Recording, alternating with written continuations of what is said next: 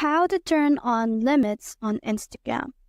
Now, let's say you feel like you are being harassed by someone on Instagram.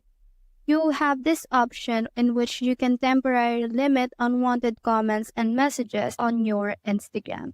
They will be hidden unless you approve them to.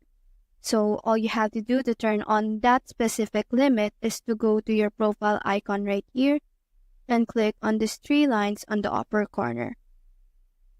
Once you're here, all you have to do is to scroll down until you reach this section that says Limit Interaction.